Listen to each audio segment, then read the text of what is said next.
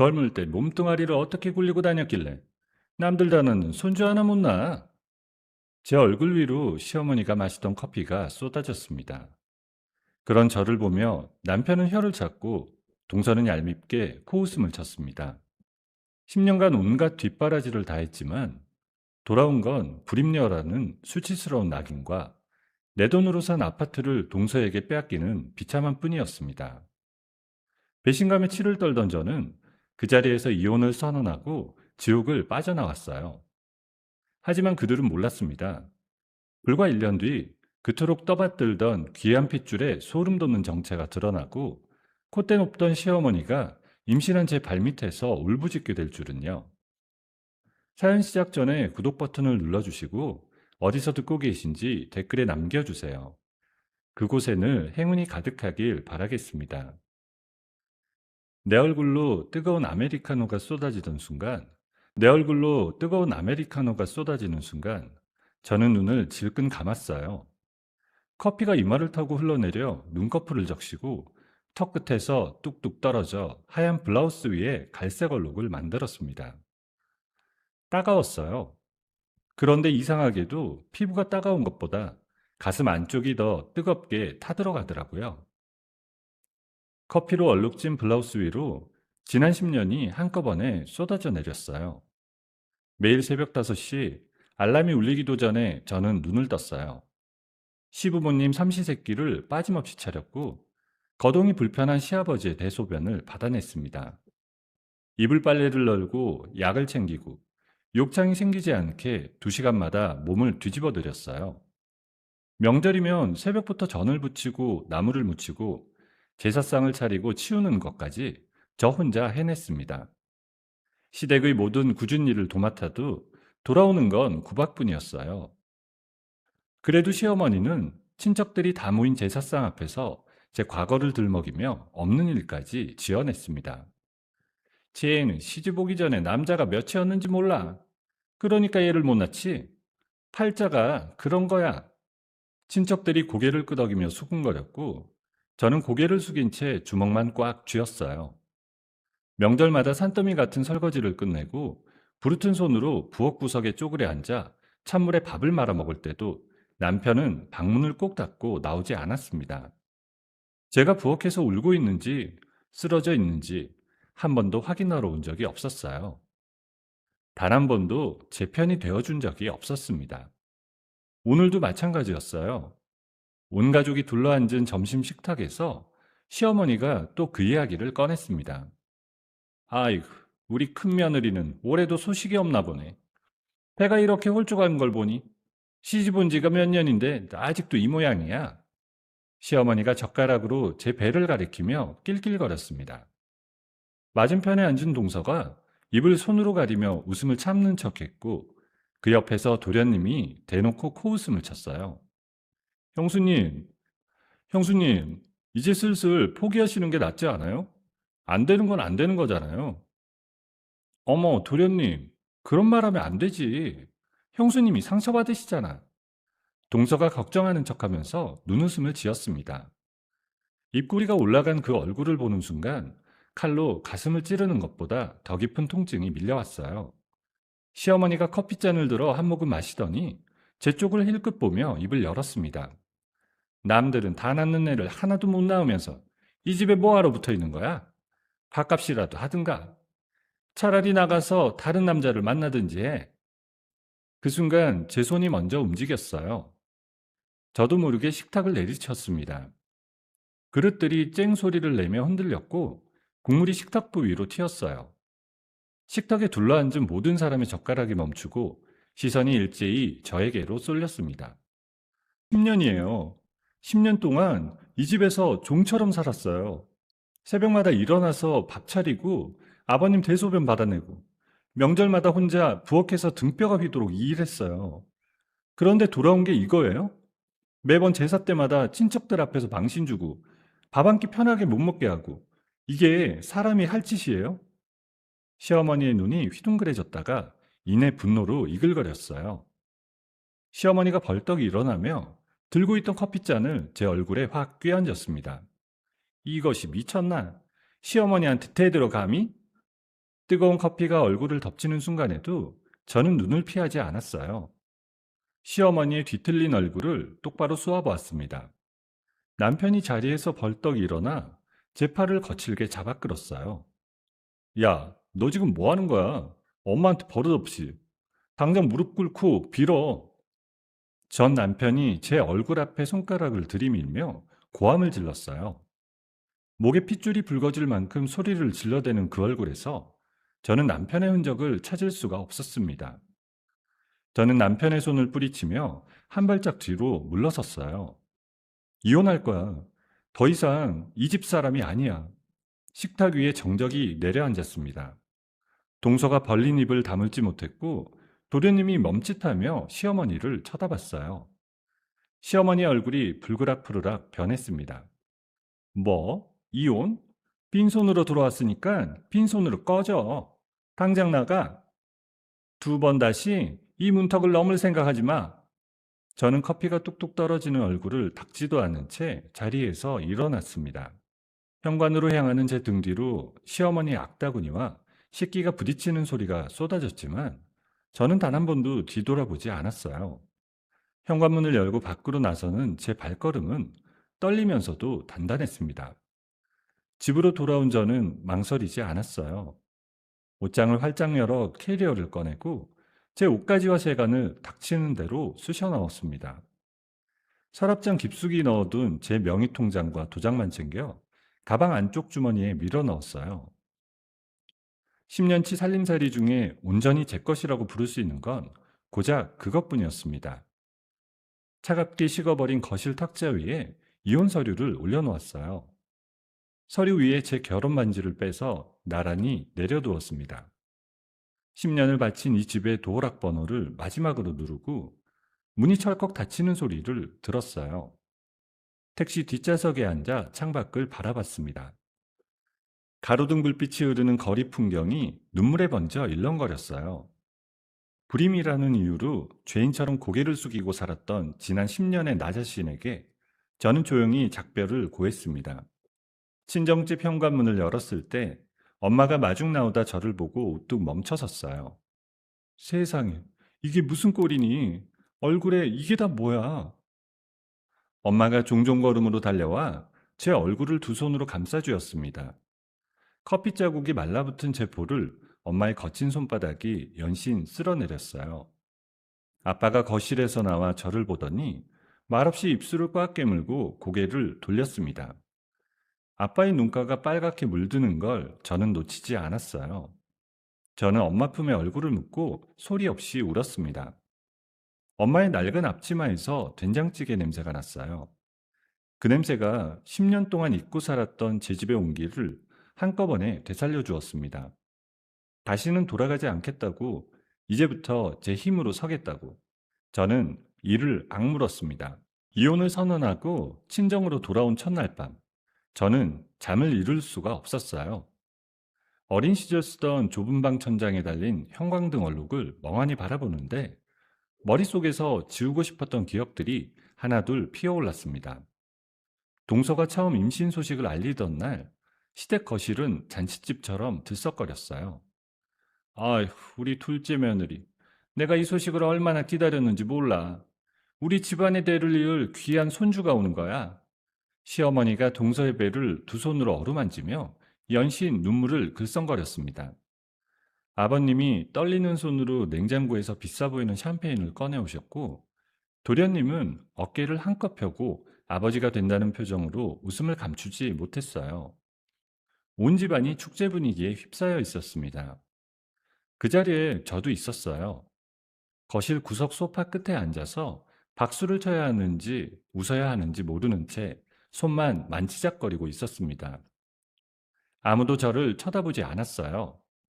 마치 제가 그 자리에 없는 사람처럼 시선 한 번 주지 않았습니다. 불임 판정을 받은 며느리는 축배를 드는 그 거실에서 투명 인간이었습니다. 그날 밤이었어요.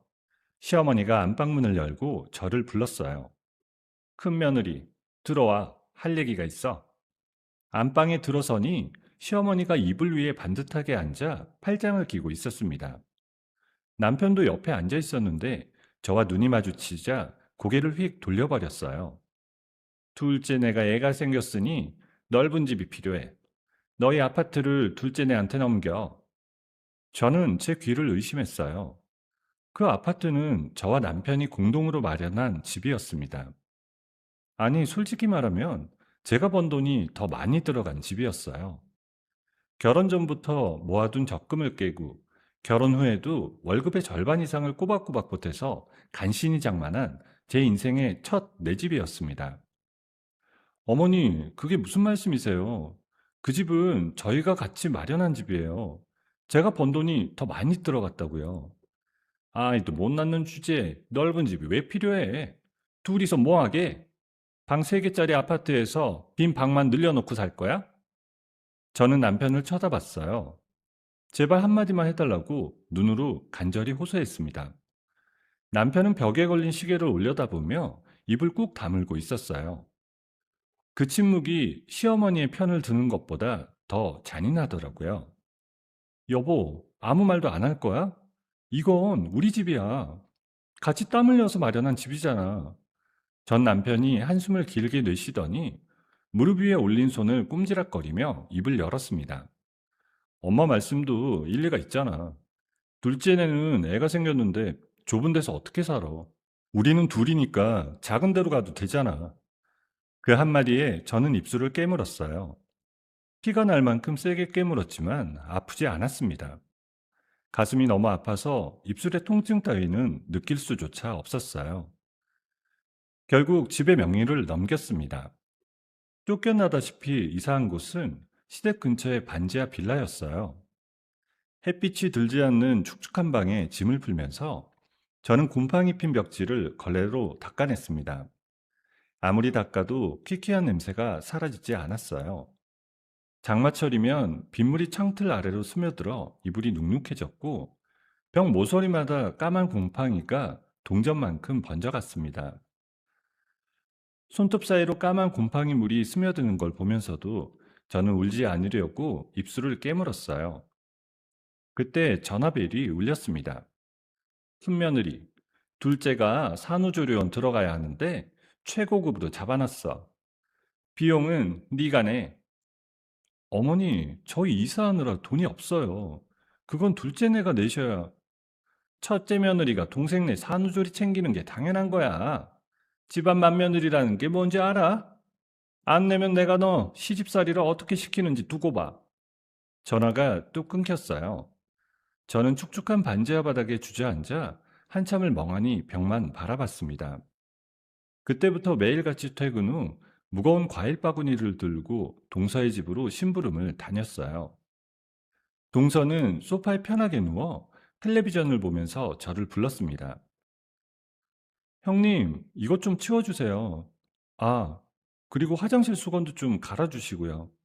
임산부가 무거운 거 들면 안 되잖아요. 동서가 리모컨으로 채널을 돌리며 저를 쳐다보지도 않고 말했어요. 임신을 무기처럼 휘두르며 저를 파출부 부리듯 했습니다. 설거지를 하고 빨래를 개고 바닥을 닦고 나면 동서는 또 다른 심부름을 시켰어요. 형님, 나 지금 갈비찜 먹고 싶은데 삼성동에 유명한 집 있잖아요. 거기 가서 포장해다 줄 수 있어요? 지금 당장이요. 밤 11시가 넘은 시각이었어요. 저는 코트를 걸치고 밤거리로 나섰습니다. 삼성동까지 가는 버스 안에서 눈이 감겼다 떠지기를 반복했어요. 갈비찜 포장 봉투를 들고 동선의 아파트 단지 앞 언덕길을 오르다가 빙판에 발이 미끄러져 그대로 넘어졌습니다. 무릎이 깨져 피가 스타킹을 붉게 적셨고 갈비찜 국물이 코트 위로 쏟아졌어요. 차가운 바닥에 엎드린 채 저는 하늘을 올려다봤습니다. 별 하나 보이지 않는 깜깜한 하늘 아래서 제 인생이 철저히 짓밟히고 있다는 것을 그제야 똑똑히 깨달았어요. 이불을 꽉 움켜쥐며 그 기억들을 떠올리자 분노가 온몸에 불처럼 번졌습니다. 저는 침대에서 벌떡 일어나 앉았어요. 어둠 속에서 두 주먹을 꽉 쥐고 이를 악물었습니다. 다시는 안 돌아간다. 2번 다시 그 지옥 같은 곳에 끌려가지 않을 거야.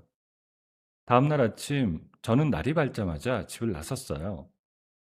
은행을 돌며 제 명의로 된 거래 내역서를 하나하나 뽑았습니다. 관공서 창구에 줄을 서서 혼인관계 증명서와 재산 관련 서류들을 챙겼어요. 법원에 제출할 이혼소장과 재산을 나눠달라는 청구서 양식을 받아들고 볼펜을 꽉 쥐었습니다. 한 글자 한 글자 또박또박 써내려가는 제 손끝이 떨렸지만 글씨에 담긴 각오만큼은 흔들리지 않았어요. 홀로 서기를 결심하고 작은 원룸을 구한 지 한 달째 되던 날이었어요. 퇴근 후 지친 몸을 끌고 원룸 건물 앞에 도착했는데 우편함 뚜껑이 닫히지 않을 만큼 새빨간 봉투들이 빼곡하게 꽂혀 있었습니다. 하나를 꺼내 펼쳐보니 제2금융권의 빚 독촉장이었어요. 두 번째도 세 번째도 마찬가지였습니다. 대부업체에서 보낸 것도 있었고 이름도 들어본 적 없는 사채업자의 독촉장도 섞여 있었어요.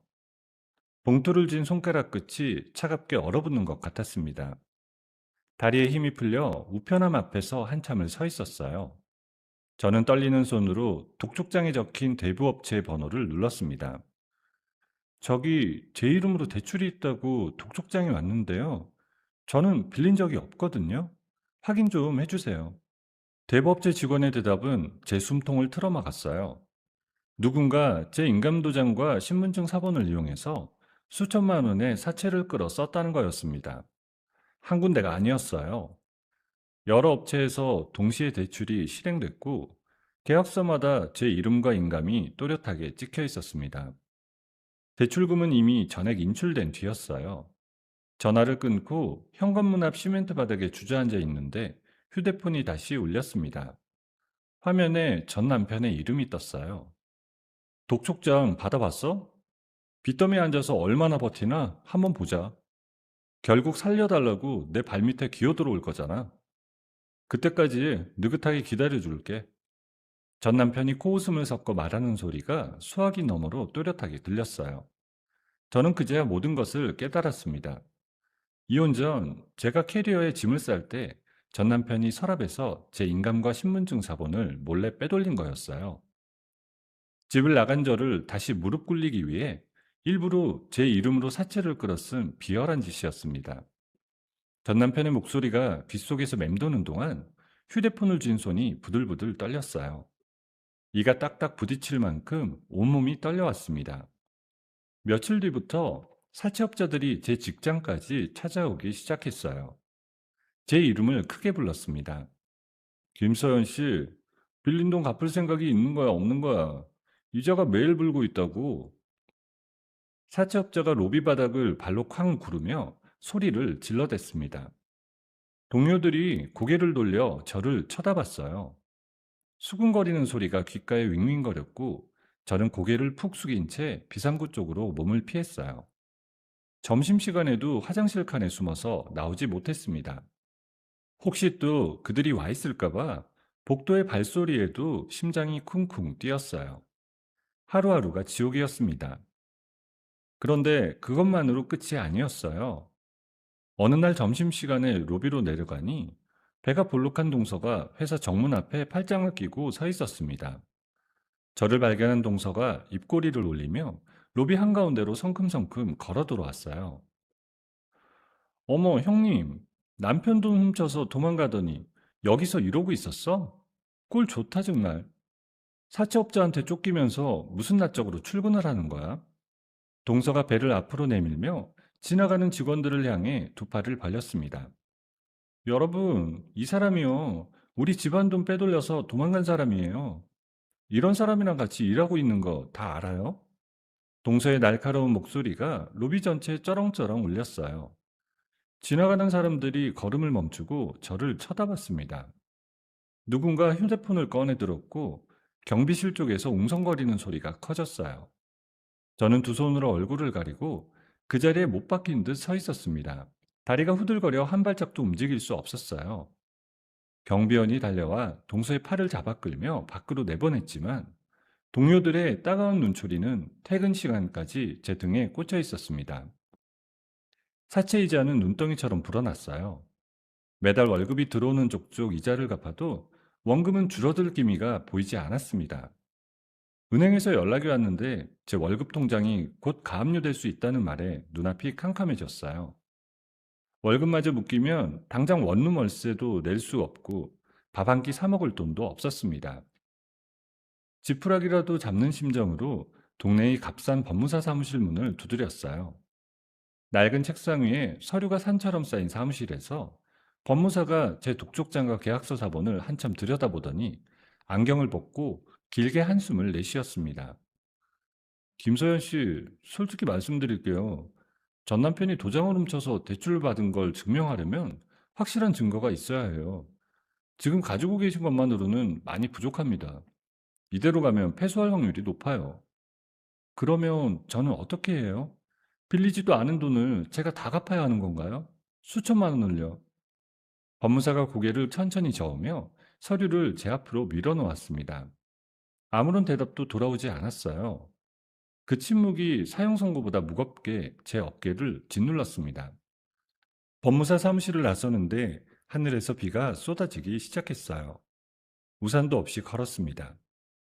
빗물이 머리카락을 타고 흘러내려 볼을 적셨는데 그게 빗물인지 눈물인지 저도 알 수 없었습니다. 다리에 힘이 풀려 길가 화단턱에 주저앉았어요. 차가운 빗줄기가 어깨를 때리고 옷이 흠뻑 젖어가는데도 일어설 수가 없었습니다. 지나가는 사람들이 우산 아래서 저를 힐끗 쳐다보고는 발걸음을 빨리 했어요. 전 남편이 짜놓은 그물에 걸려 제 인생이 이대로 처참하게 끝나버리는 건지 가슴속이 꽉 막혀 숨을 쉴 수가 없었어요. 얼마나 앉아 있었는지 모르겠어요. 빗물에 흠뻑 젖은 채 떨고 있던 저는 주머니에서 휴대폰을 꺼냈습니다. 화면에 빗물이 뚝뚝 떨어졌지만 손을 멈추지 않았어요. 이대로 무너질 수는 없었습니다. 악에 바친 오기가 뱃속 깊은 곳에서 뜨겁게 치물어 올랐어요. 저는 대한민국에서 가장 승소율이 높다는 대형 로펌의 법률 상담 게시판을 검색해서 찾아냈습니다. 젖은 손가락으로 한 글자씩 꾹꾹 눌러가며 제 사연을 적기 시작했어요. 전 남편의 인감도용 정황, 사채업자들의 직장행패, 동서의 로빈 한동, 가압류 위기까지 하나도 빠짐없이 정리해서 올렸습니다. 증거가 될 만한 전 남편의 졸업문자 캡처, 독촉장 사진, 대부업체 통화 녹음 파일까지 첨부했어요. 글을 다 올리고 나서야 저는 비에 젖은 몸을 천천히 일으켜 세웠습니다. 무릎에 묻은 흙을 털어내며 떨리는 다리로 한 발짝을 옮겼습니다. 사채업자들의 빚독촉에 시달리던 어느 날 로펌에서 상담 일정을 잡았다는 연락이 왔어요. 약속 시간보다 30분이나 일찍 도착한 저는 대기실 소파 끝에 앉아 초조하게 손톱을 물어뜯었습니다. 로펌 대기실은 천장이 높고 바닥이 반질반질한 대리석이었어요. 양복을 빳빳하게 차려입은 사람들이 분주하게 오가는 모습이 다른 세상 같았습니다. 저는 보풀이 일어난 니트 소매를 잡아당기며 어깨를 움츠렀어요. 이런 곳에 앉아있을 자격이 있는 사람인지 스스로가 초라하게 느껴졌습니다. 상담실 문이 열렸어요. 차가운 인상의 남자가 서류 파일을 한 손에 들고 걸어 나왔습니다. 검은색 정장에 넥타이를 단정하게 맨 그 사람이 제 이름을 불렀어요. 김서연 씨, 들어오시죠. 고개를 든 순간 저는 숨이 멎는 줄 알았어요. 짧게 정돈한 머리카락, 날카로운 턱선, 그리고 왼쪽 눈꼬리 아래 작은 점 하나. 10여 년 전 대학교 캠퍼스에서 나란히 벤치에 앉아 도시락을 나눠 먹던 그 남학생의 얼굴이었습니다. 제 첫사랑이었어요. 저는 소파에서 일어서다 말고 멈춰 섰습니다. 다리에 힘이 풀려 도로 주저앉을 뻔했어요. 그 친구도 저를 알아봤습니다. 제 얼굴을 확인하는 순간 들고 있던 펜이 손가락 사이로 미끄러져 대리석 바닥에 딸깍 떨어졌어요. 눈이 크게 벌어지고 입술이 미세하게 떨리는 게 보였습니다. 하지만 그 친구는 금방 표정을 가다듬었어요. 떨어진 펜을 주워 양복 안주머니에 넣고 상담실 문을 넓게 열어 저를 안으로 안내했습니다. 이쪽에 앉으세요. 상담실 의자에 마주 앉았을 때 저와 그 친구 사이에 무거운 침묵이 내려앉았어요. 그 친구는 서류 파일을 펼치며 제 사연을 읽기 시작했고, 저는 그 옆모습을 훔쳐보며 심장을 꾹꾹 눌렀습니다. 10여 년이라는 시간이 지났는데도 왼쪽 눈꼬리 아래 그 작은 점은 그대로였어요. 게시판에 올리신 내용을 읽었습니다. 자세한 이야기를 직접 들어야 할 것 같아서 상담을 잡았어요. 천천히 말씀해 주세요. 저는 고개를 숙이고 무릎 위에 올린 두 손을 꽉 쥐었어요. 이 사람 앞에서 제 처참한 꼴을 보여줘야 한다는 게 수치스러웠습니다. 하지만 숨길 것도 남은 것도 없었어요. 저는 입을 열었습니다. 결혼하고 10년 동안 불임이라는 소리를 들으며 살았어요. 시어머니한테 매일 구박받고 아파트도 뺏기고 파출부처럼 부려지다가 결국 커피를 얼굴에 맞고 쫓겨났어요. 그런데 집을 나오니까 전 남편이 제 인감을 훔쳐서 사채를 수천만 원이나 끌었었더라고요.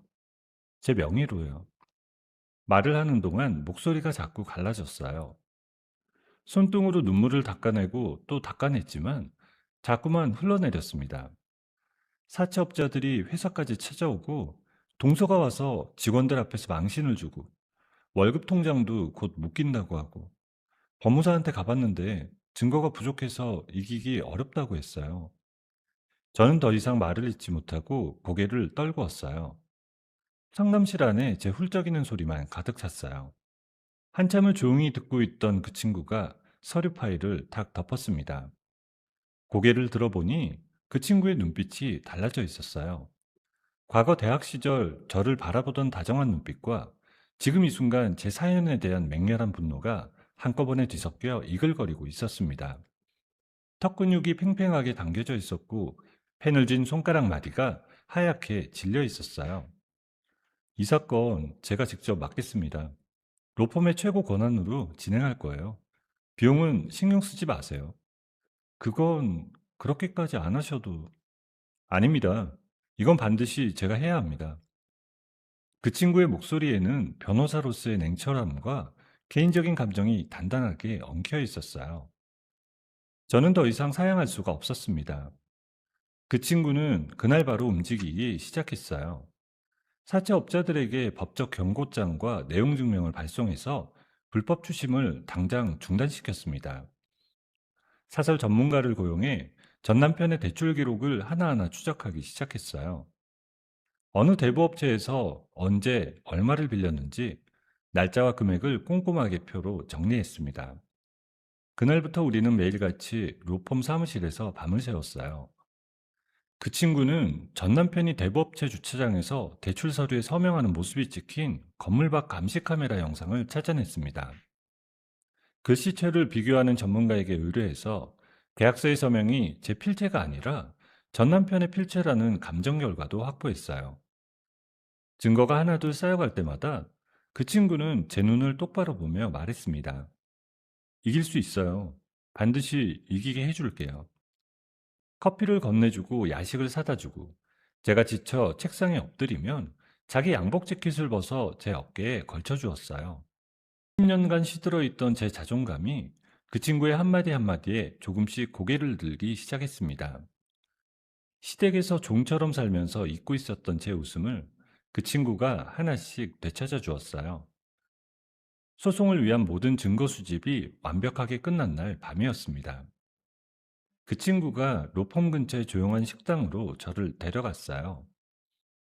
구석자리에 마주 앉아 따뜻한 국물을 한 숟갈 뜨는데 그 친구가 젓가락을 내려놓고 저를 바라봤습니다.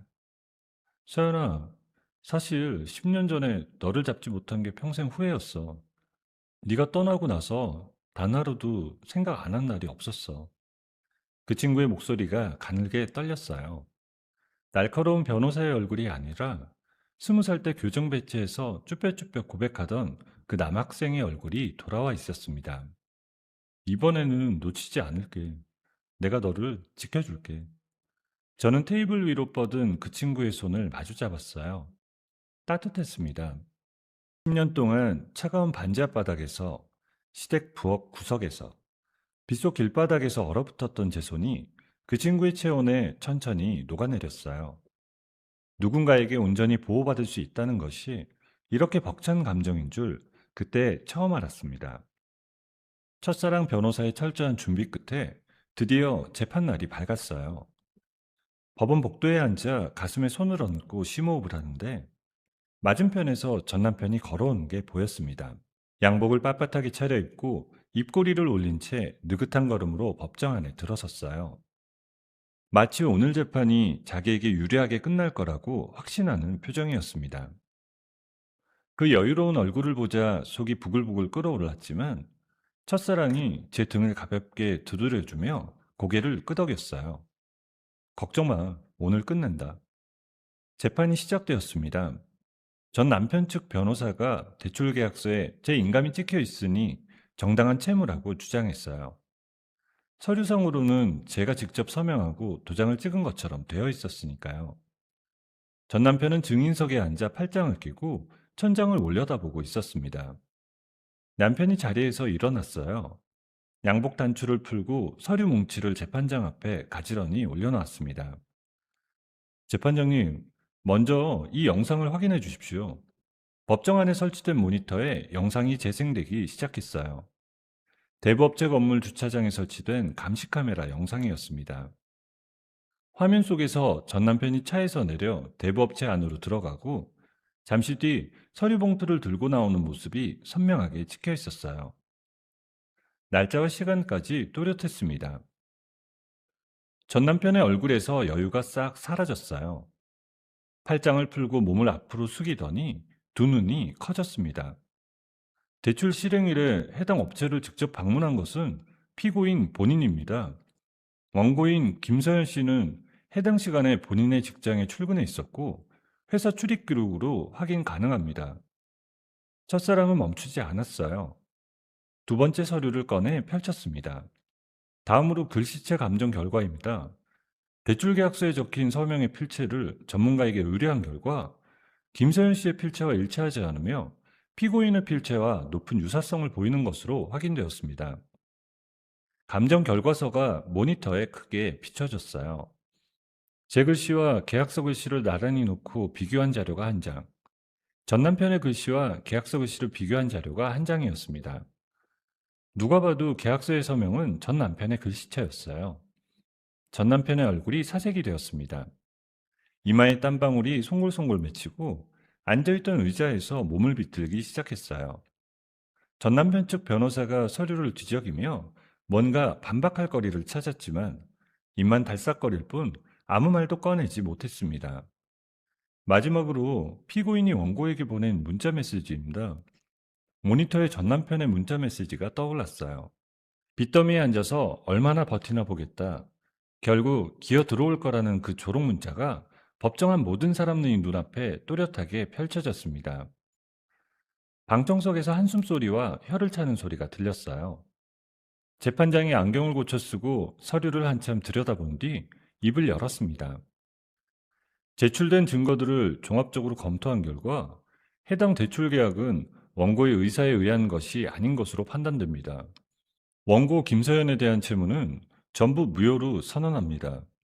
저는 두 손으로 입을 틀어막았어요.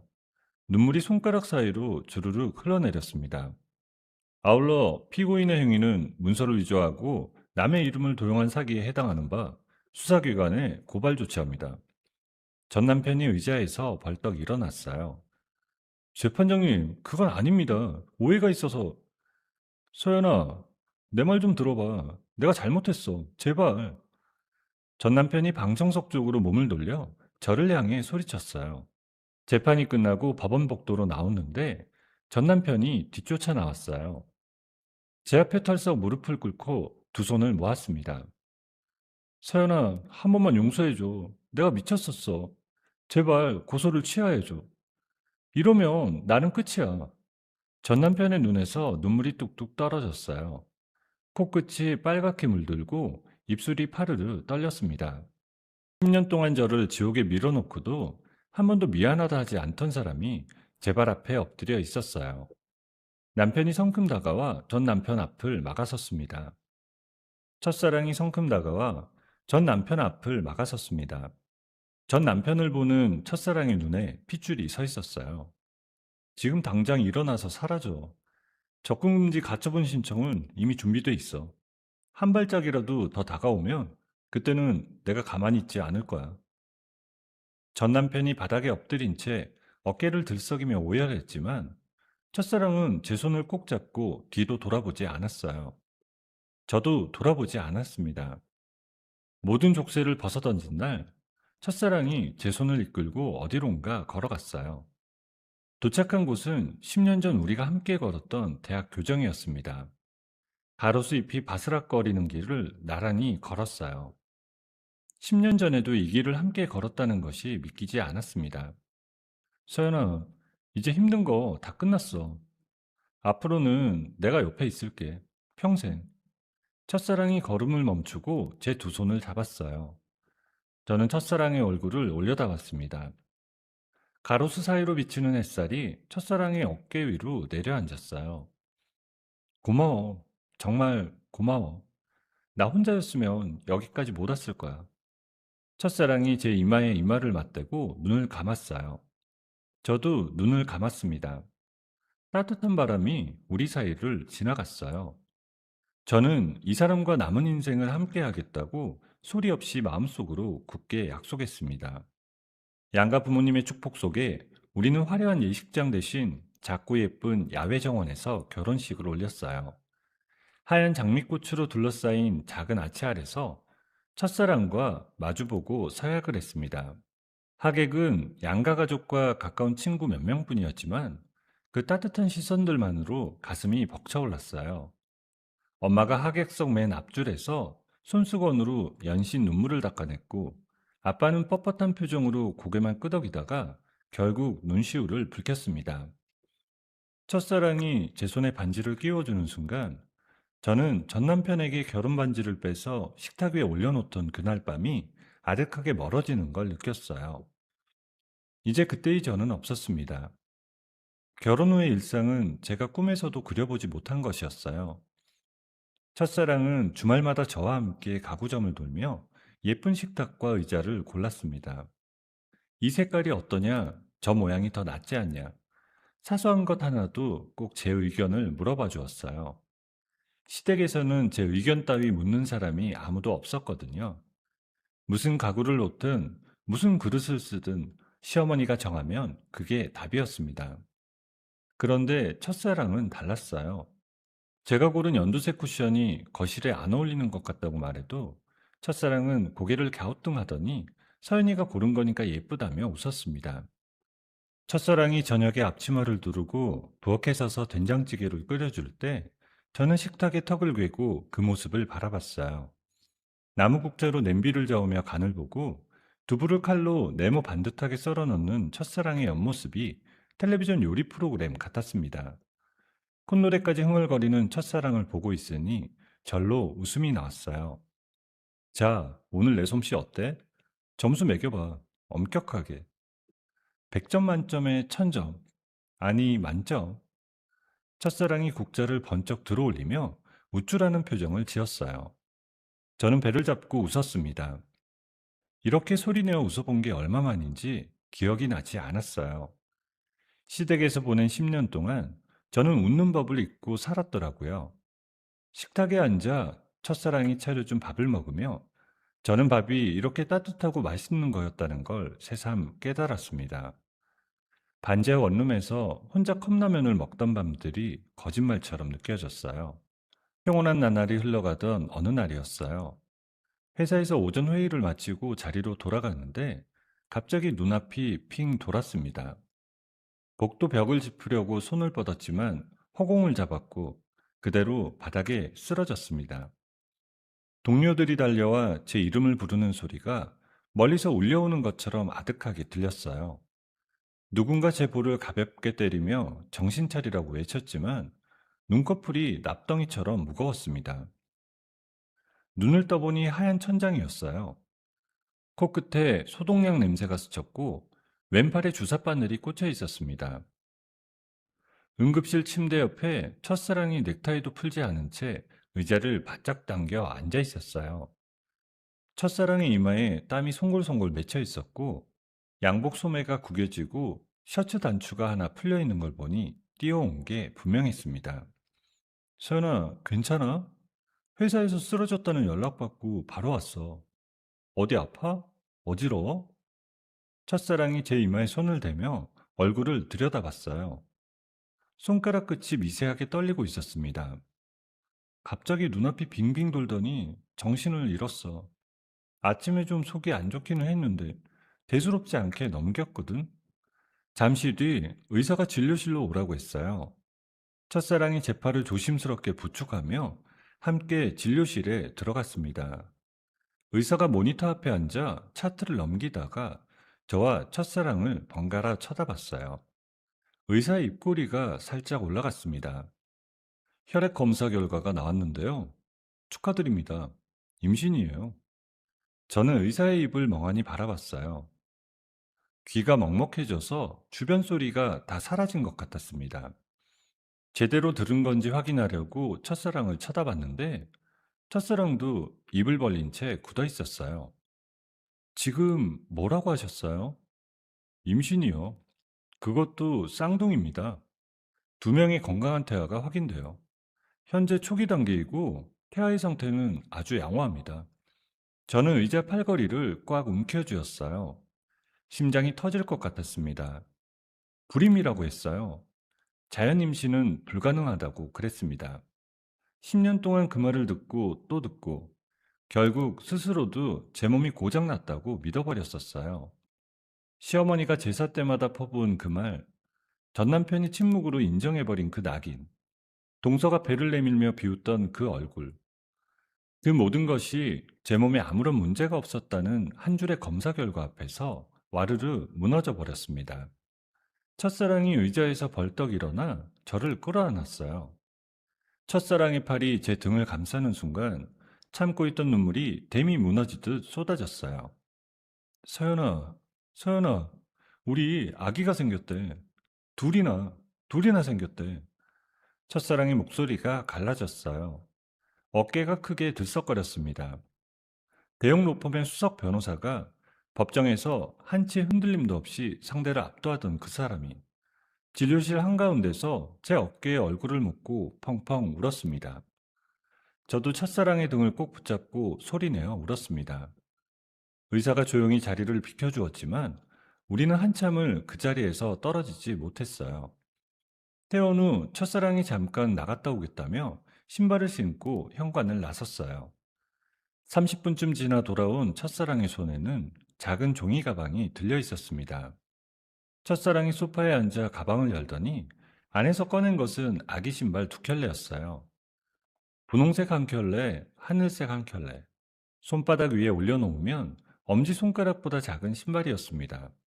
첫사랑이 거실 선반 위에 두 켤레를 나란히 올려놓았어요. 저는 그 작은 신발들을 보며 입술을 깨물었습니다.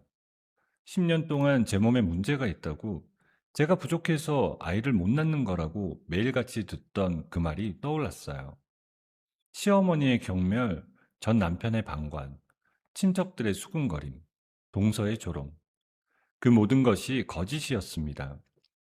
제 몸에는 아무런 문제가 없었어요. 뱃속에서 두 생명이 건강하게 자라고 있다는 사실이 그걸 증명하고 있었습니다.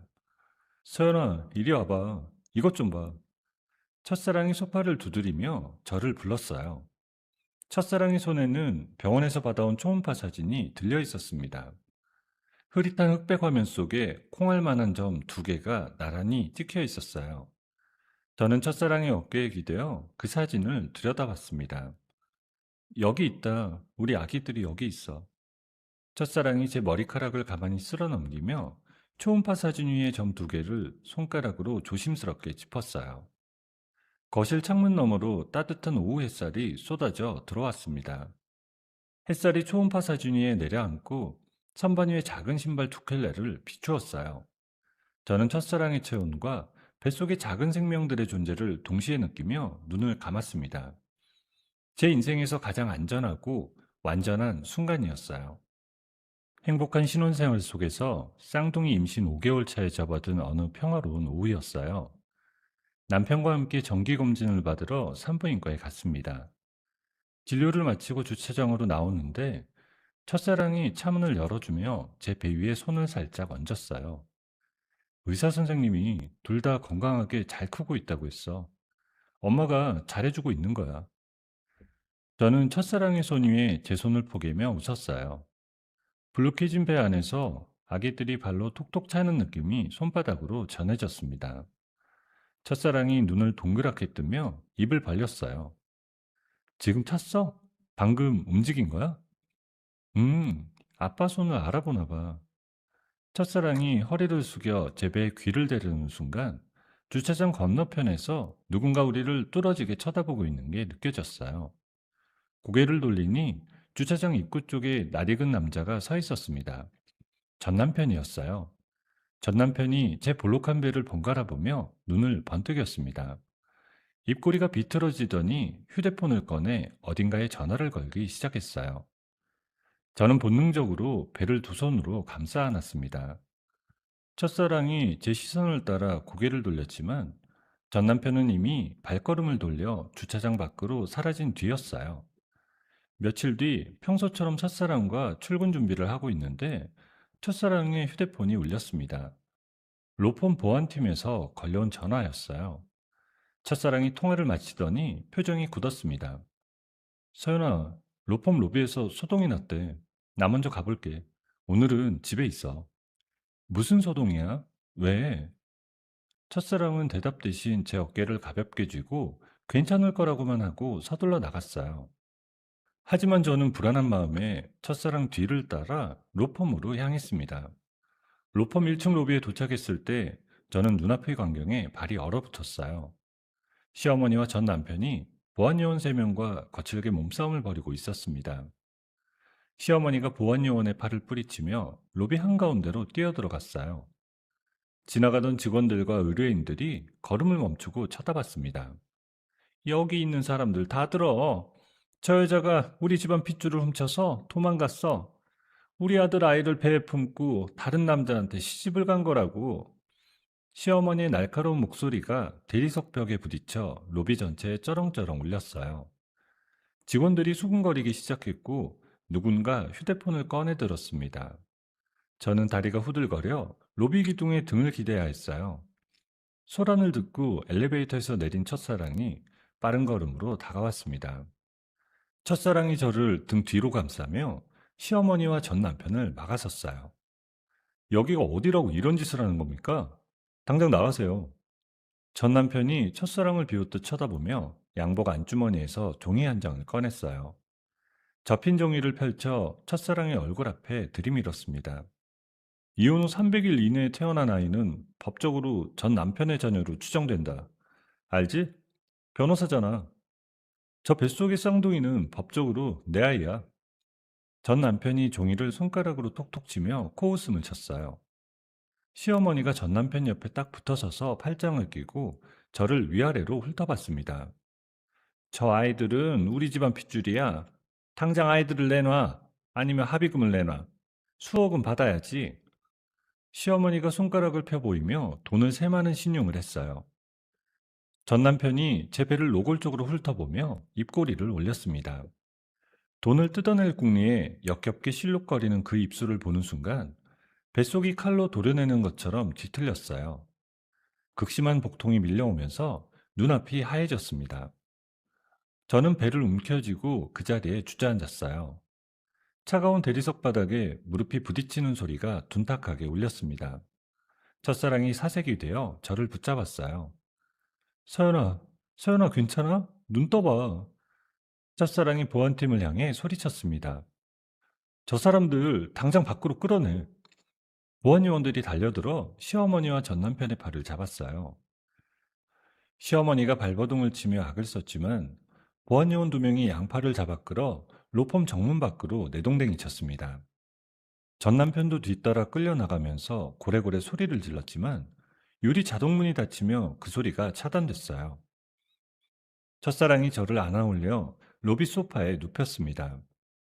제 이마에 식은땀이 흐르고 있었고 배를 움켜쥔 손가락에 힘이 들어가지 않았어요.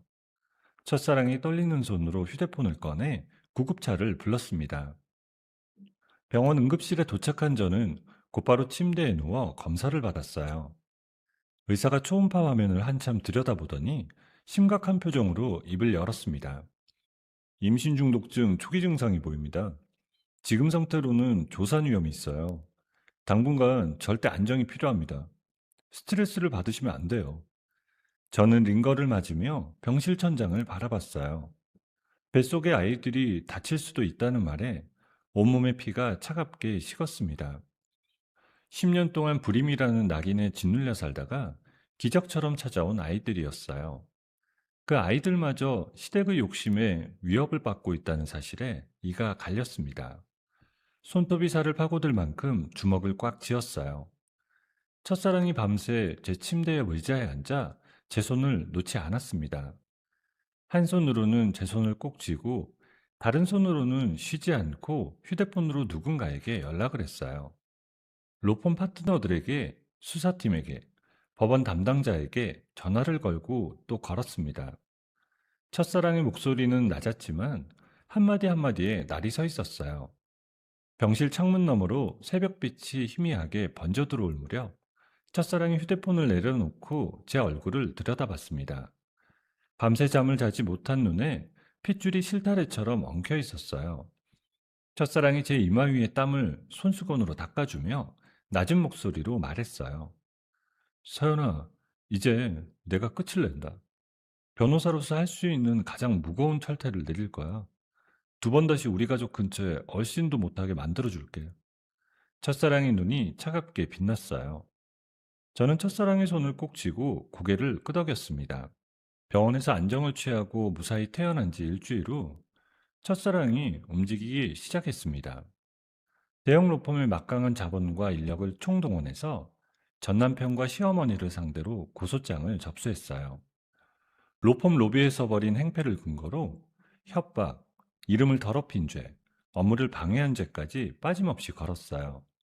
감시 카메라에 찍힌 영상, 로비에 있던 직원들의 목격 진술서, 보안팀의 사고 보고서까지 증거 서류만 수백 장이었습니다.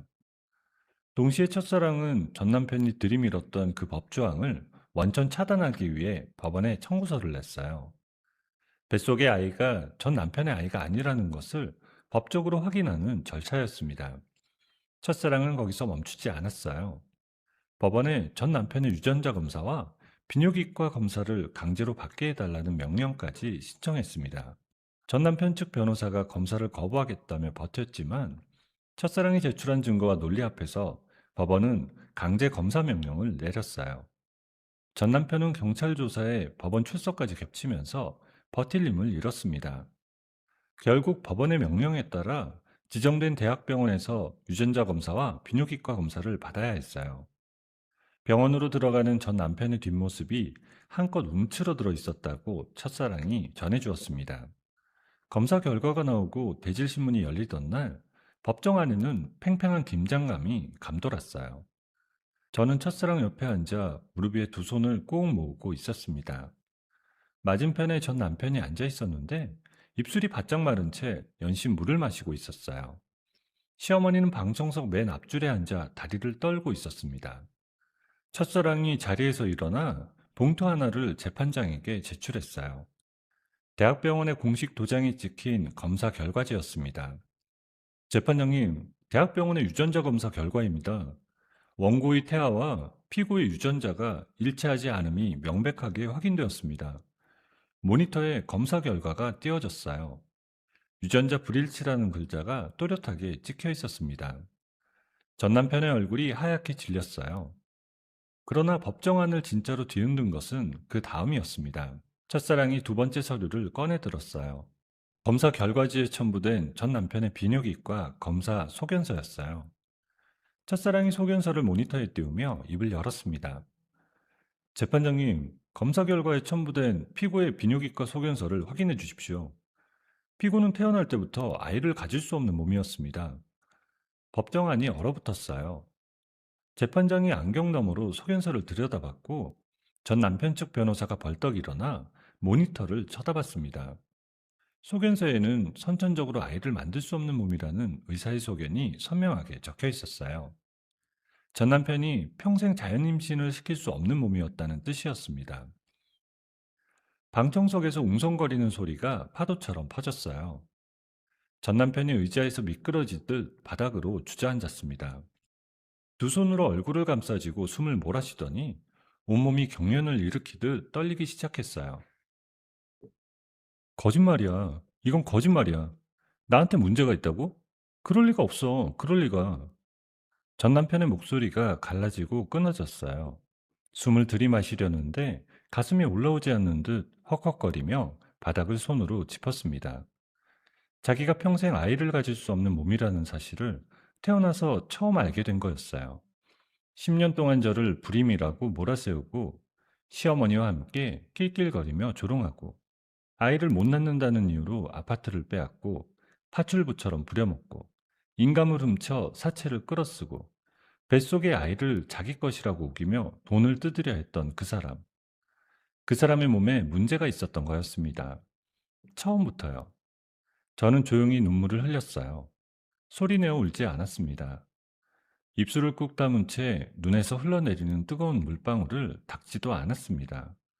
10년 동안 제게 씌워졌던 불임이라는 억울한 누명이 법원이라는 가장 공적인 자리에서 완벽하게 벗겨지는 순간이었습니다.